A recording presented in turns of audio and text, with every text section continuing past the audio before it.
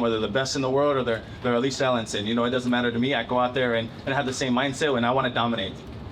You are one of the biggest favorites in UFC history heading into this fight. I think the last time I looked, you were minus 2,800, which is just such an astronomical number. Do you even look at that stuff? And even if you don't, what does that mean to you when you hear that? Like, when you hear that number, how do you react to it? It doesn't matter to me. I come to show up and do the best thing that I possibly ever do, and that's win. And that's all that matters to me. When it comes down to it, what is the dream scenario on Saturday? Obviously, you getting your hand raised in front of 20,000 people is one thing, but I'm sure there's part of the performance, and you're thinking about the aftermath and having John there. What's the ideal night for you on Saturday? The ideal night is to be Showtime, to be Gable Steveson. If I be Gable Steveson, I'll be Showtime, then it's going to be a great performance on Saturday night, and I'll walk out that cage with my hand raised in a dominating fashion, and vicious fashion too.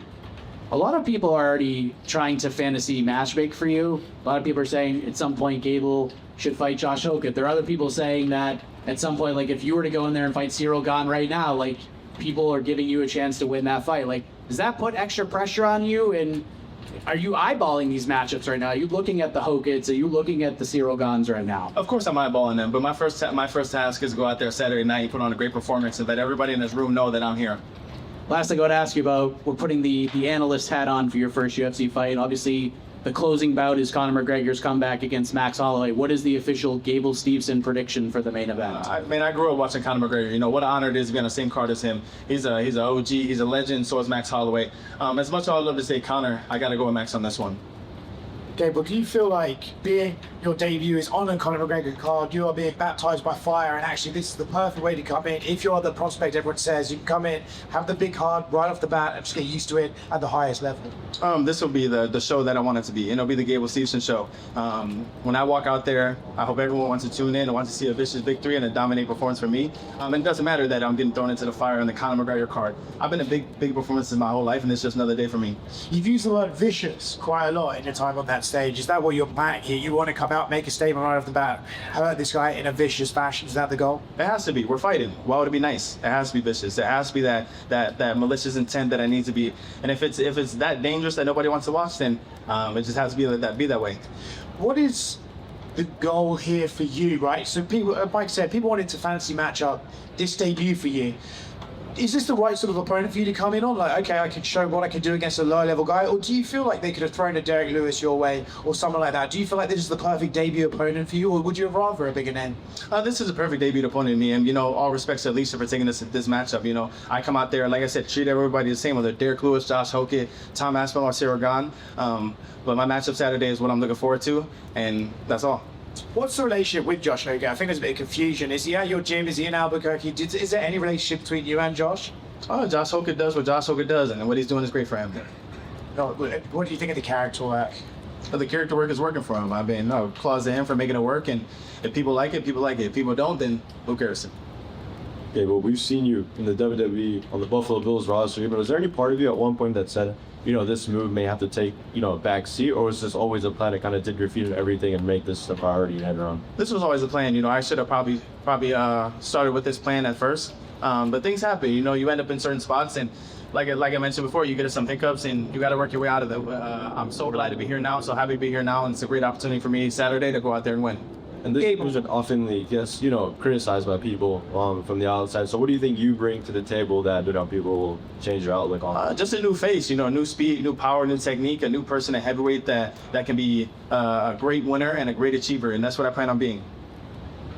Hey Gable, what's one thing that surprised you in your couple of MMA fights that you've had so far? What surprised me is just guys come out there and win. You got to take their will. The most surprising thing about that is, it just has to happen to them in any certain way. They want to win, they want to feed their families, but I got some people to feed too, and they need to be fed. I know your coaches are pretty high profile now, but going back to Apple Valley High School all the way through Coach Eggum at the U of M, Can you talk a little bit about how they've helped you through the journey just kind of reflecting on everything through the Olympics leading up to this moment right here in Vegas. Yeah, I started out at Apple Valley, a 5-time state finalist, a 4-time state champion, now a 2-time national champion at Minnesota, 2-time Dan Hodge Trophy winner. For anyone that doesn't know who that is and does not recognize about wrestling, the Dan Hodge Trophy winner is like the Heisman Trophy of football. I won that twice, and no other heavyweight has ever done that in the history books, and maybe might not ever do it ever again. But just an honor to be a part of so many great people. I got a lot of great people with me here. It's just it's so cool to have the opportunity. Gable, right here. Something you mentioned earlier about Josh Hokit. Have you two ever trained together, or have you never worked together at Jacksonville? We've been in the same room many times. Josh is doing a fantastic job at what Josh does, and good for him. Is that tough at all, though, just because you guys might face each other at some point? You're in the same division. Is that a conversation you've had with your coaches? No, I mean, it's not tough for me to go against Josh Hokit. I honestly heard that Josh Hokit was going to go down to 205 from someone. So if he goes down, that'd be a great decision for him in the long run. Who did you get to work with as far as bodies in the gym for this camp? Many great people. Yeah, a good mix, though, I imagine, prospects and some veterans as well. Yeah, mainly veterans. A lot of guys have been in the game for a long time. My team is surrounded by great influences and great guys that have been in the sport for 20 plus years, and so I'm honored to be with them. How much input does John have with the camp? Because obviously you want to rely on him, I'm sure, just with his experience and what he's achieved in the sport. How much is he playing a hand in what you do with, your fight camps? John has a major influence on our camp, but Greg Jackson, Brandon Gibson, and John Jones have the same voice in this. Yeah, that makes sense. And just last one for me. You look at the heavyweight division right now, you're probably one of the youngest fighters on the roster. Like, do you see the potential of, moving up here pretty quickly just because heavyweight does look pretty wide open? Yeah, it is a pretty wide open division, but, I'm focused on Saturday. I'm focused on one day at a time. I know what's going to come Saturday and I know what's going to happen after, and I'll be ready for that moment. Gable over here. You represent the heavyweight division. Now, we could have an undisputed title fight between Cyril Gane and Tom Aspinall. Stylistically, how do you see that fight going? Cyril Gane will win. Understood. And let me ask you something. You represent University of Minnesota. You got so many members of that university cheering you on. How important is it for you to put on a good show and, shine more light on that school? It's so important to be a part of the University of Minnesota. They've changed my lives, and hopefully I've changed many people in that school lives also. Like I said, my main job is to focus on the team that I have now with Greg, Brandon, John Jones. There's so many other guys that are here to the left of me. But I'm always looking at home and trying to put on for the city. Gable, you mentioned you're here now where you're supposed to be, but you did have those kind of detours. What did you learn from maybe those experiences that you might be able to take going forward? I think just believe in yourself. Believe in yourself wholeheartedly. Believe in anything that you could possibly do. There's so many things in this world that you can accomplish and that you can achieve, and just be the man that could possibly, man or woman, that could possibly achieve that goal. And I've always believed in myself to the highest of the high, and that's why I'm here now. I know you said you're focused on this fight, that's it. But do you have a timeline in your mind of when you want to get certain things accomplished in the UFC?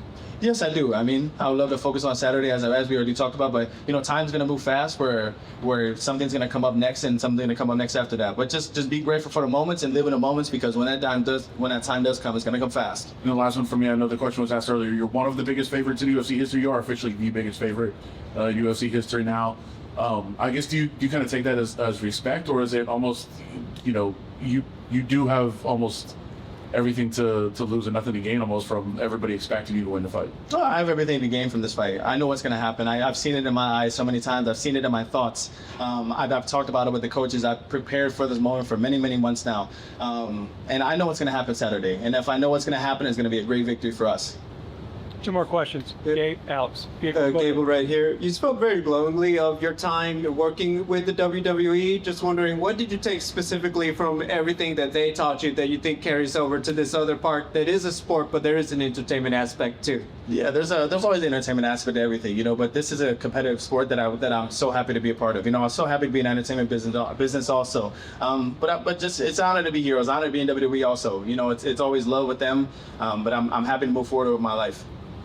Cutting promos isn't for everybody, but not everyone gets the experience of obviously working in a place that, probably encourages the development of that. Have you thought about how much you would want to get on the mic if that opportunity presents itself? No, the mic doesn't matter. The mic makes money, but I think also big performances, big knockouts, big wins make money also, and that's what I plan on doing. If I can grab the mic and do that also, it's a double whammy then. Thank you. There's been this want for the next big American wrestler to come in and win UFC gold. Everyone thought Will Nichols would be that guy, but it's taken a little bit slower.